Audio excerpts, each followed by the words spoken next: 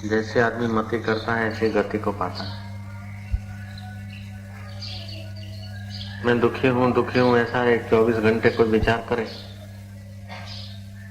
तो दुख के दरिया में डूब जाता है। मैं बीमार हूँ ऐसा भाव करे, मेरा कोई नहीं, मैं बीमार हूँ, तो वैसे ही हो जाता है। मैं बंधन में हूँ ऐसा चिंतन करे 24 घंटा तो पाएगा कह रहे बड़ी परेशानी है। और मैं मुक्त हूँ इस प्रकार का भाव यदि दृढ़ कर दे तो मुक्त है। बंधन के भाव वाला बंध है, मुक्त के भाव वाला मुक्त है। ईसा के भाव वाला ईसा है, मोहम्मद के भाव वाला मोहम्मद का भक्त है, हिंदुत्व के भाव वाला हिंदू है, पारसी के भाव वाला पारसी है। सब भाव ही तो है। सारा विश्व भावना मात्र है, उसमें ठोस नहीं है, कोई सत्य है ऐसी बात नहीं। उसी परमात्मा की सत्ता से जो वृत्ति फुरती है और जैसे जैसी कल्पना होती है ऐसा सत्य हो भासता है। तो परमात्मा जो है शुद्ध है और उस शुद्ध परमात्मा में जो कलना हुई उस कलना से ही जगत भासता है। शुभ अशुभ, सत्य असत्य, ये कलना को जो मोड़ देता है वो साक्षात्कार कर लेता है।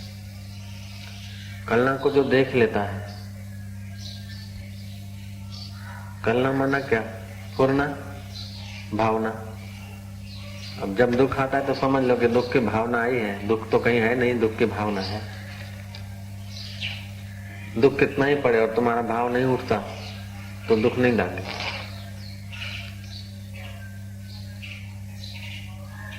अस्पताल में कितने ही लोग मरीज मर रहे हैं, सड़ रहे हैं, गल रहे हैं, चीख रहे हैं, लेकिन उन मरीजों में तुम्हारा भाव नहीं है, अपना तो ममता नहीं है तो कुछ नहीं।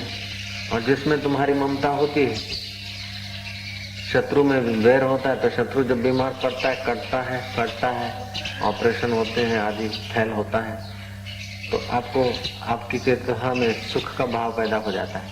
हर उससे बोले और जब मित्र को सुख मिलता है तो आपके अंदर सुख का भाव पैदा होता है। कि जगत भावना मात्र है। वेदांत पढ़ना चाहिए, वेदांत बुद्धि, लेकिन वेदांत सुनकर मनन करना चाहिए, नहीं तो रोते ही रहेंगे चाहे कितना भी ध्यान हो जाए। जब तक वेदांत का मनन नहीं होता, आत्मज्ञान का मनन नहीं होता, इस परमात्मा चेतना की कलना का रहस्य आदमी नहीं समझता, उस रहस्य में टिकता नहीं, तब तक ये कलनाओं के चक्कर में मारा फिरता है।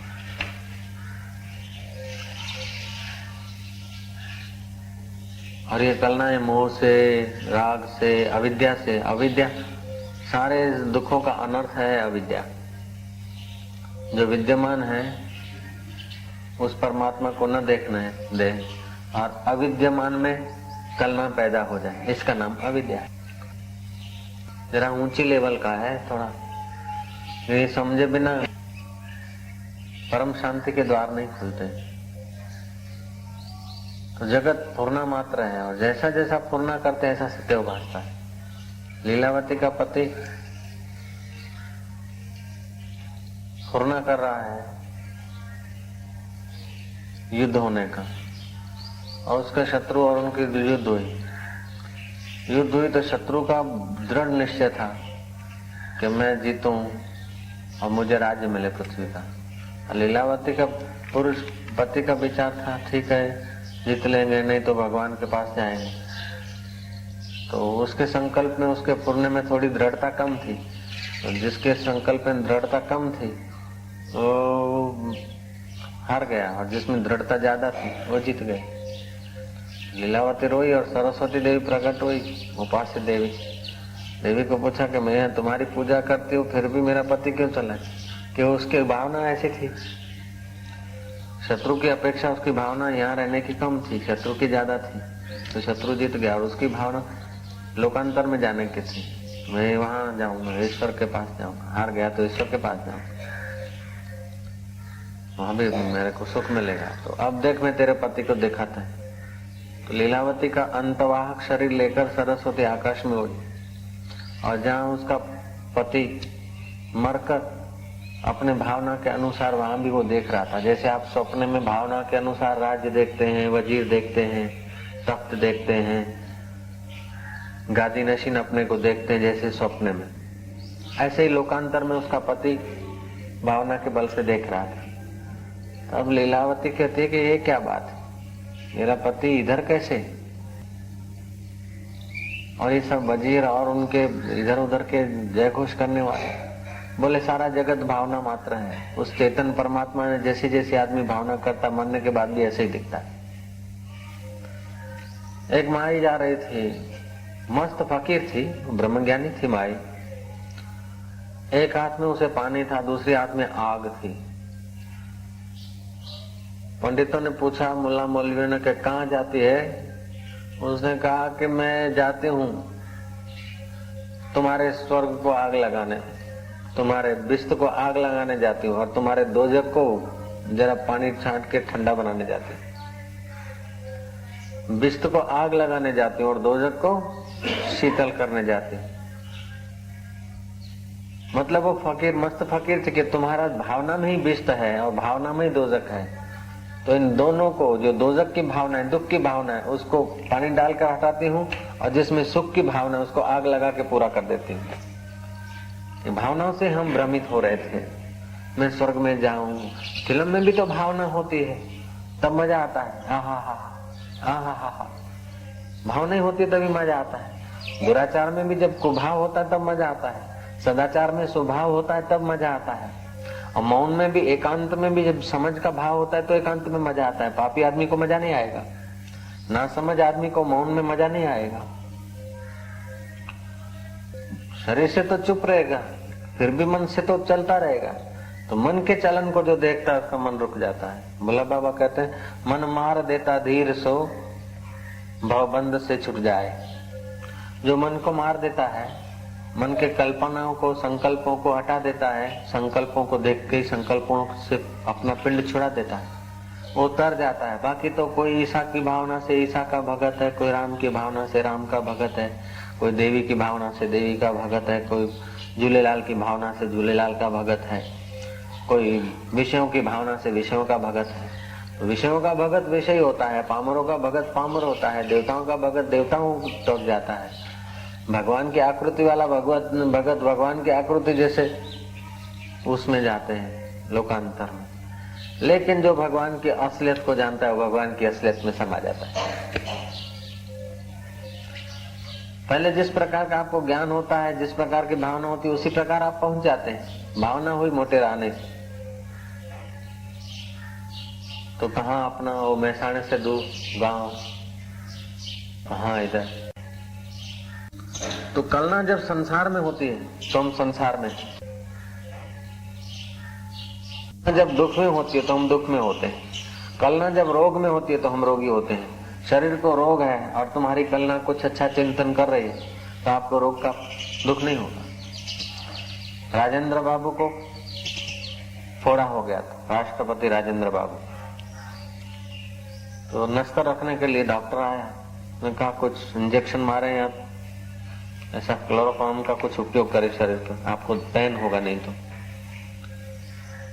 राजेंद्र बाबू ने कहा ठीक है, ऑपरेशन करना है करो, ऑपरेशन करने की तो मना नहीं है, लेकिन ऐसा है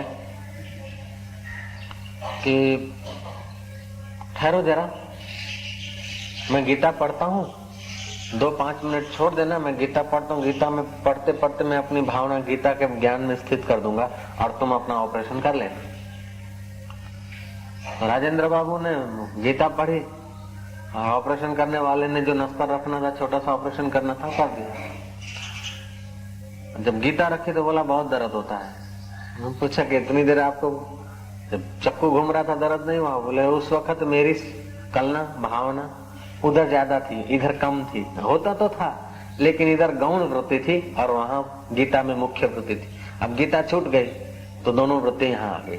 ऐसे ही जो ब्रह्मवेता महापुरुष हैं तो वे जगत में जब होते हैं, जगत के व्यवहार में जब उनकी कलना होती है, तो जैसे हम लोग हैं ऐसे ही वे लगते हैं। खाते हैं, रोते हैं, राग द्वेष, खिंचाव, तनाव, मेरा तेरा, ये वो सब हम में और उनमें तनिक भी फेर नहीं लगता, क्योंकि हम वहीं जीते हैं, वो भी वहां जीते हुए दिखते हैं, लेकिन उनकी जो कलना है, उनकी जो भावना है, वो बाधित हुई है। उनका सारा जो व्यवहार है ना, भुने हुए बीज की तरह है। इसलिए उन्होंने जब तत्व साक्षात्कार किया तो पूरी अविद्या अपने कार्यों सहित बाधित हो गई। पूरी अविद्या जब कार्यों सहित बाधित हो जाती है तो फिर अविद्या के कार्य हम जैसे ही वे करते हुए नजर आते हैं। हो सकता है कि हम देखें तो उनमें आरोप भी करें कि हमारा मन एमना शो, फिर हमारा एमना करता हमें थोड़ा हारा चाहिए, ऐसा भी लगे। जैसे घाट वाले बाबा हैं तो खान पान में थोड़ा अशुद्धि दिखती है, तो लगता है साधक को कह रहे ठीक है बाबा जी तो ज्ञानी तो है, लेकिन इनसे तो वो फलाना महाराज जो है बड़े अच्छे पवित्र रहते, ऐसा ठीक है। लेकिन उनके लिए सारा जगत बाधित हो जाता है, सारा जगत अविद्या का कार्य हो जाता है। तो अविद्या का कार्य होने के नाते उनकी गौण वृत्ति और मुख्य वृत्ति दोनों वृत्ति अध्यारोपित दिखती है। अध्यारोप समझता है ना? अध्यारोप का मतलब है कि जैसे है तो भाई रस्सी,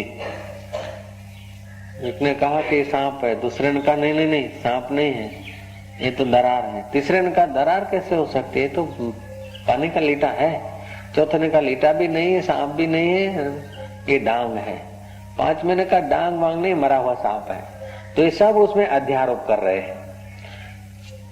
अध्यारोप उन लोगों का इतना ठोस है, रस्सी वाले को रस्सी भासती है, सांप वाले को सांप भासता है, दरार वाले को दरार भासता है, सबको अपने अपने तर्क ठीक लगते हैं। लेकिन जिसको असलियत पांच भूत दिखते हैं वो समझता कि ठीक है जो तुम जैसे भावना करते ठीक है, बराबर है, तू भी सही है, तू भी सही है, तू भी सही है, तू भी सही है, लेकिन सही होने की तुम्हारी कल्पना है।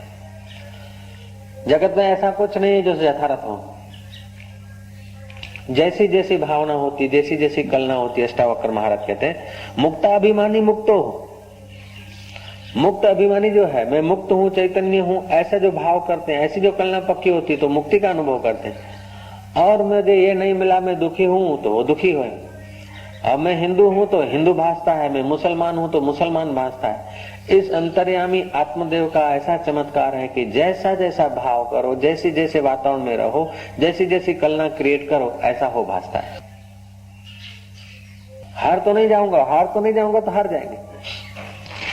ये नहीं है कि ज्यादा लोग जीते हैं, जीत सकते हैं, ज्यादा लोग जो होते हैं वो जीतते हैं, ऐसी बात नहीं है। कम संख्या के लोग हारते हैं, ऐसी बात नहीं है। कलना किसकी ज्यादा है, दृढ़ता किसकी ज्यादा है?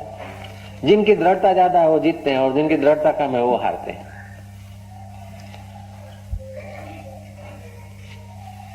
सिकंदर के पास एक टैक्ट थी। जर्मनी के सड़कों पर लोग घूम रहे हैं, अपने आदमियों को भेजा कि देखो जवान कैसे घूम रहे हैं, इनकी रीढ़ की हड्डी जरा कड़ी है कि झुकी है,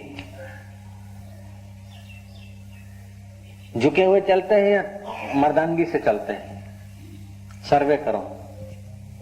आदमी ने सर्वे किया, बोले आदमी थोड़े झुके हुए चलते हैं, बोले इनका जीतना सरल है,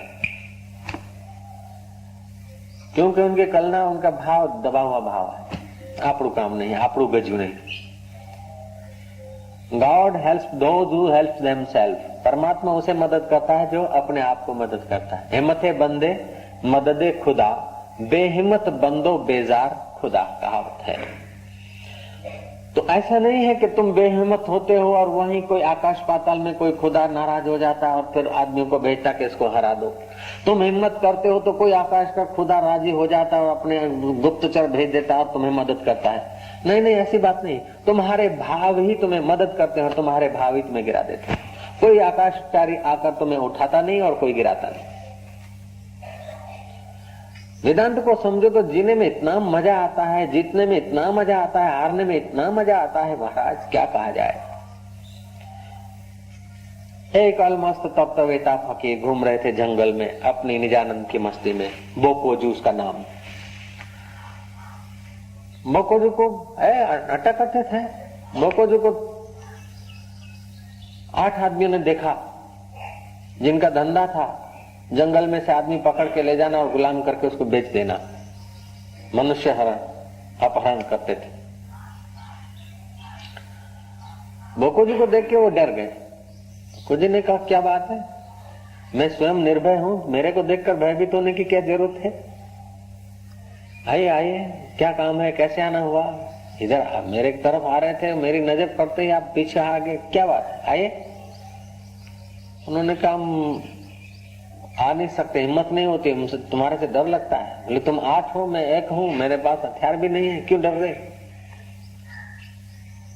डर लग रहा है क्या, बस तुम मारोगे तो नहीं। बोले मारेंगे नहीं, आए आए, न हम मारते हैं न मार खाते हैं, बताओ आओ क्या बात है। आए। बोकोजू ने पूछा कैसे है, क्या धंधा है, क्या करते हो, क्यों आए। बोले धंधा हम क्या बताएं, हम आदमी पकड़ते हैं और उसको गुलाम करके बेचते हैं और हमारा इरादा था कि तुम्हें पकड़े, लेकिन तुमको देखकर हिम्मत नहीं होती तुम्हारे नजीक आने की। अब वो 8 आदमी है और गुंडे हैं, उनका स्वभाव है मनुष्य पकड़ना, अपहरण करना। लेकिन बोकोजू एक ऐसी सत्यता पर खड़े हैं जहां उनकी वृत्ति बूढ़ी हो जाती। बहुसंख्या से यदि होता तो उनके पास हथियार है, 8 आदमी हैं और बोकोजू अकेले हैं। बहुसंख्या सफलता का चिन्ह नहीं है, दृढ़ता सफलता का चिन्ह है। एक आदमी यदि अपने स्वरूप में टिक जाए अच्छी तरह से और वो अड़ जाए कुछ करने को, एक ही आदमी, केवल एक आदमी, 2-4 नहीं, उसकी पार्टी के आदमी नहीं, 10-20 नहीं, एक ही व्यक्ति, केवल एक व्यक्ति, और जिसको सब लोग तिरस्कृत करते हैं, कोई उसको सहाय नहीं देता। ऐसा एक व्यक्ति यदि डट जाए अपने स्वरूप में तो समस्त ब्रह्मांड उसकी सहाय करने को बाध्य हो जाएगा। सारे दुनिया के लोग उसके पक्ष में होने को बाध्य हो जाएंगे, पहले हिलाएंगे। अब हिला नहीं तो, मैं डट जाने को कहता हूं, हिला नहीं तो सारा संसार उसको सहाय करने को बाध्य है।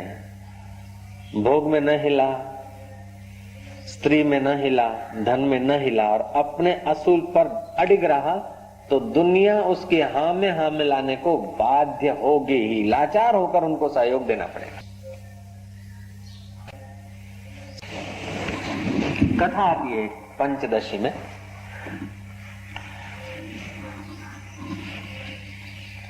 पानी के जलाशयों के किनारे पक्षियां घूमे करते, आप कहे टिटोरी होते कबर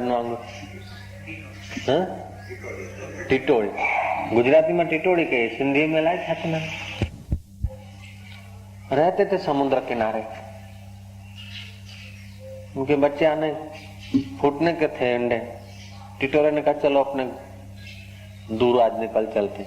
टिटोरी ने बोला हमारे बच्चे को क्या होगा, ये समुद्र तो तूफाने चढ़ता है, उसको तो पता भी नहीं कि हमारे बच्चे कैसे घसीट ले जाए, तो ये बड़ा लुच्चा है। टिटोरा बोलता कि पगली, मेरे होते हुए और तो अपने बच्चे वो ले जाए समुद्र और अपने बच्चे ले जाए, तो क्या नादानी की बात कहती है। बोले आप क्या, ये तो इतना बड़ा विश्वास, इतना विश्वास। बोले खबरदार चलो। कथा कहती है कि समुद्र का अभिमानी देव जो हंस रहा है कि ये टिटोरा को मेरे सामने टक्कर लेने की हिम्मत करता है, जानबूझ के उसके अंडे छुपा दिए। लौट के आए पति पत्नी, टिटोरी रोई, हाय हाय हाय हाय मेरा तो विनाश हो गया, सब चला गया। बोले रोने से क्या होता है, हाय हाय करने से क्या होता है, उसने ले लिए ना बच्चे अपने, अब मैं उसको खाली कर देता हूँ समुद्र को, बच्चे ले लूंगा तो क्या डरती। तिनखा उठाया और भरा समुद्र में से, ऐसे चौंच में कैसे उठाया खारा पानी, तो तिनखे में समुद्र का पानी थोड़ा उठाया और दूर फेंक के आया। 2-4 बार किया। पत्नी कहती कि ऐसे भी कोई समुद्र सूख सकता है, आप क्या कर रहे हैं। बोले तू मेरे संकल्प में आड़ मत दे, तू यदि मेरी अर्धांगिनी है तो मेरा सहयोग कर, और नहीं तो दूर भाग। 2-4 बार उलेटा, पत्नी चालू हो गई, पक्षी आए, घूमे, मजाक किया कि क्या करते पागल, कहाँ समुद्र, कहाँ तुम, जरा समझ के तो करो, अकलमंदी तो करो। बोले अकलमंदी यही है कि अपने संकल्प करो नहीं, और करो तो फिर हटो नहीं, यही अकलमंदी है, दूसरी कोई अकलमंदी नहीं है।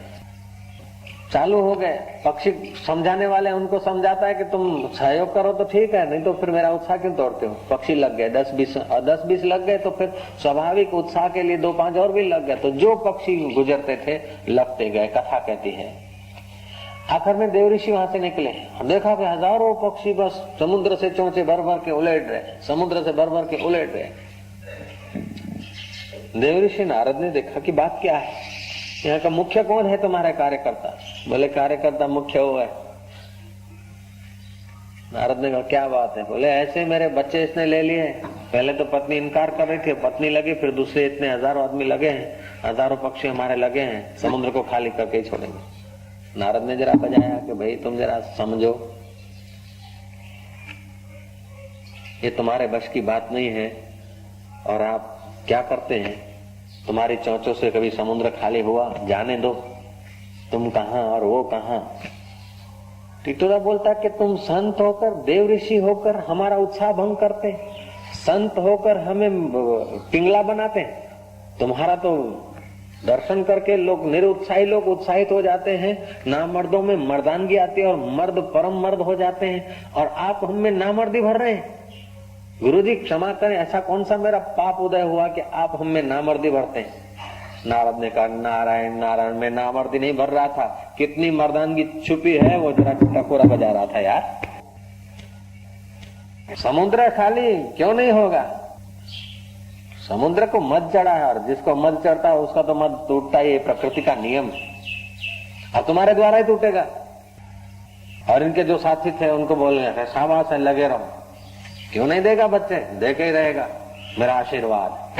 नारद चले, घूमते घामते वैकुंठ पहुंच गए, और पक्षियों के राजा गरुड़, तुम यहाँ वैकुंठ में आराम कर रहे हो, और तुम्हारी जाति के लोग बेचारे चोंचे भर भर के थके जा रहे हैं, तुम्हारे जाति के पक्षी सब परेशान है, और तुम यहाँ आराम की नींद ले रहे हो। पक्षियों के सम्राट, पक्षियों के राजा, आज तुम्हारी पक्षियों की पूरी यूनियन परेशान, और आप इधर, तुम्हारे होते हुए और समुद्र उनसे ऐसा बेवफाई करे। गरुड़ ने कहा पता नहीं। बोले फिर आपको तो पता ही नहीं, आपको ख्याल रखना चाहिए। गरुड़ को भर दिया प्राण। गरुड़ बोलता है ऐसा, समुद्र को मत चढ़ा है, मेरे होते हुए समुद्र मेरे पक्षियों को परेशान करे, मैं विष्णु का आदमी हूं, गरुड़ के होते हुए हमारे पक्षियों का अपमान हो जाए, how can be that thing. राय घुमाए, पांख आए कुपित होकर, समुद्र देखता है कि अब गरुड़ आ गया है, अब तो काम गड़बड़ है। गरुड़ की आराधना किया और बच्चे लाके रख दिए। तब से आध्यात्मिक शास्त्रों में ये दृष्टांत लागू पड़ जाता कि जो साधक हैं, जो ईश्वर के रास्ते चलते हैं, उनको टिटोरे पक्षी का सामने दृष्टिकोण रखकर घर से कदम उठाने चाहिए। कदम एक पहले रखे नहीं, कायर आदमी तो ईश्वर के रास्ते चले नहीं, और जब एक कदम रख दिया तो पीछे हटे क्यों। हमें हटा सके ये जमाने में दम नहीं, हमसे जमाना है, जमाने से हम नहीं। जमाना जड़ है, हम चेतन है। जमाना परिवर्तनशील है और हमारा आत्मा शाश्वत है। शाश्वत के नाद के साथ परिवर्तन को अपना परिवर्तन करना ही पड़ेगा। Nothing is impossible, everything is possible. नहीं થાય, આપણું કામ નહીં, આપણું ગજુ નહીં, એ તો બાયલા વેળા જેના ચિત્તમાં હોય એ પોતાના ચિત્તની વૃત્તિઓ પોતે જ કાપતો છે। संकल्प विकल्प, एक संकल्प करे और दूसरे संकल्प से उसको काट देता है। हम करीशु, नहीं થાય तो शक्ति हणाई गई अपनी। ऐसे बद्ध का जो अपने को बंधन में मानता है वो बद्ध है, जो अपने को मुक्त मानता है मुक्त है, जो अपने को हिंदू मानता है हिंदू है, वो मुसलमान मानता है मुसलमान। और यही कारण है कि मरने के बाद हिंदू को स्वर्ग दिखता है, मुसलमान को बिस्त दिखता है, हिंदू को नरक दिखता है और मुसलमान को दोजक दिखता है, हिंदू को अप्सराएं दिखती है और मुसलमान को हूरें दिखती है। तो जैसी जैसी इस चित्त संवित होती है, जैसा जैसा चित्त में इस आत्मदेव की सत्ता से पूर्ण दृढ़ होता है, ऐसा ऐसा जगत। जगत कैसा है? डोंट से अबाउट इट, इसके लिए कुछ मत कहो। जगत कैसा है कुछ मत कहो, देखने वाले का किस समय कैसा पूर्ण है, जगत ऐसा है। किसी ने भूत के दर्शन किए हैं, किसी ने रात को भूत देखा है, तो उसको झूठा मत मानो, क्योंकि उसने कल्पनाओं से सुना है और उसका मन, उसकी वृत्तियां नियंत्रण छोड़कर भूत की आकृति ले बैठी है। किसी ने रात को ईसा के दर्शन किए हैं, ईसा मर गए और बाद में उसको ईसा मिले हैं, तो सही कह रहा है। जो मर गए ईसा वो तो नहीं आया, लेकिन इसके मन में जो ईसा बैठ गया वो नियंत्रण खोलकर रात को खड़ा हो गया। किसी को कृष्ण दिख रहे हैं तो झूठ नहीं बोल रहा है। कृष्ण जो बंशीधर थे, जो मूर्ति दिखती है, वो मूर्ति तो अमूर्त में खो गई, लेकिन तुमने मूर्ति देख देख कर इस आत्मदेव की सत्ता से चित्त में मूर्ति फिट कर दी। तुमको वो कृष्ण मूर्ति मुस्कुराता हुआ, गुनगुनाता हुआ, गीत गाता हुआ नजदीक आता हुआ दिखेगा। मीरा की कल्पना जब दृढ़ीभूत होती थी तो कृष्ण मुस्कुराते हुए नजदीक आते थे, और कल्पना जब विच्छेद हो जाती थी कुटुंबियों के कारण या वातावरण के कारण, या कल्पना एक जैसी रहती भी नहीं, तो कल्पना जब खो जाती तो कृष्ण अदृश्य हो जाते, फिर मीरा रोती। दर्शन दो घनश्याम, नाथ में दर्शन की प्यासी। अब दर्शन देने को वो आया नहीं था और दर्शन से हट भी नहीं गया, तो उसकी चित्त वृत्ति जब दृढ़ीभूत हुई तो कृष्ण का रूप लेकर आ रहे तो आते हुए देखे, चले तो न जाएंगे, वो चले गए। भागवत में प्रसंग आता है कि गोपियों ने श्री कृष्ण से प्रार्थना की कि अधरा अमृत का दान करो प्रभु, धरती इति धरा। जो पृथ्वी का सुख है वो धरा अमृत है, जो पृथ्वी पर न मिल सके, पृथ्वी के पदार्थों से, विषयों से जो न सुख मिल सके, वो है अधरा अमृत। 5 तत्वों के सिवाय, पंच भौतिक पदार्थों के सहयोग के सिवाय जो सुख है वो निर्विषय सुख है, अनआर्टिफिशियल सुख है। आर्टिफिशियल सुख तो रानियां लेती है, लेकिन हमें प्रभु ये आर्टिफिशियल सुख नहीं चाहिए, हमें अधरा अमृत का दान करो। और श्री कृष्ण ने बंसी बजाई, बंसी के नाद से उनकी चित्त की वृत्तियां जो फैली हुई थी वो एकाग्र हो गई। अब एकाकार हो गए तो आनंद आने लगा। आनंद आने लगा किससे आने लगा? बंसी से नहीं, बंसी एक माध्यम बनी। बिखरी हुई तुम्हारी संवित, बिखरी हुई तुम्हारी वृत्तियां तदाकार हुई, और कृष्ण में श्रद्धा थी, भाव था। जहां श्रद्धा और भाव होता है वहां तदाकार वृत्तियां जल्दी होती। इसीलिए आध्यात्मिक जगत में शर्त रखनी पड़ती है कि श्रद्धा है कि नहीं है, कितना समझदार हो, कितना विद्वान हो, कितना अकलमंद हो, और श्रद्धा नहीं है तो उसमें आनंद की वृत्ति उठेगी नहीं। बुद्धू है, अकल नहीं है, और श्रद्धा है तो आनंद ले लेगा, मजा ले लेगा। बुद्धू नहीं है, अकलमंद भी और श्रद्धा भी है, तो समझो उसने तो बस नैया उसकी किनारे लग सकती। इसलिए गीताकार कहते हैं श्रद्धावान लभते ज्ञानम तत्पर संयते इंद्रिया। श्रद्धालु भी हो और इंद्रियों को संयत करने की कला अटकल हो, ज्ञान को उपलब्ध हो जाएगा। जिसके पास श्रद्धा नहीं है और सब कुछ है, श्रद्धा एक ऐसा सद्गुण है कि हजार हजार दुर्गुणों को ढक देता है, और अश्रद्धा एक ऐसा दुर्गुण है कि हजार हजार सद्गुणों को ढक देता है। इसलिए जो बड़े बड़े विद्वान हैं, बड़े बड़े समझदार हैं, वे लोग भीतर से बड़े परेशान हैं, अशांत हैं, और जो ना समझे वे भी अशांत हैं, दुखी हैं। जिनके पास श्रद्धा है वे समझदार हैं तभी भी मजे में, और ना समझ है तो भी मजे में है। श्रद्धालु लोग बड़े मजे में देख गए। तो श्रद्धा एक ऐसी वृत्ति है जो तुम्हारी और वृत्तियों को काटने में बड़ा काम देती है। कृष्ण बजा रहे हैं बंसी, आहा आहा आहा आहा, मैं तारू मारू एनु तेनु बधु भुलाई लो। कृष्ण बंसी बजा रहे और हम सुनेंगे और फिर वहां पहुंचेंगे, कृष्ण के साथ रास करने का मौका मिलेगा। आहा, जिन ग्वाल और गोपियों में श्रद्धा थी, आहा थी, उनको वो बंसी सुनाई पड़ी। भागवत कहता है दूसरों को नहीं सुनाई पड़ी। कृष्ण ने कहा जो मेरे प्यारे होंगे, जो मेरे भक्त होंगे, जिनको बंसी सुनाई पड़ेगी वो आ जाएंगे। तो जिनमें श्रद्धा थी उनके ही कानों ने बंसी का नाद सुना, और जिनमें श्रद्धा नहीं थी उनको सुनाई नहीं पड़ा। अर्थात तुम्हारी श्रद्धा है तो वृत्ति गहराई से, तुम्हारी श्रद्धा होती है तुम्हारी प्रतिष्ठा में, तुम्हारी इज्जत आबरू में। जब इज्जत आबरू के खिलाफ होता है तो वहां खिलाफ न हो, इसलिए तुम्हारी वृत्ति बहुत जाती है। जैसा तुम निंदा को याद रखते हो, ऐसा यदि तुम सत्संग को याद रखो तो बेड़ा पार हो जाएगा।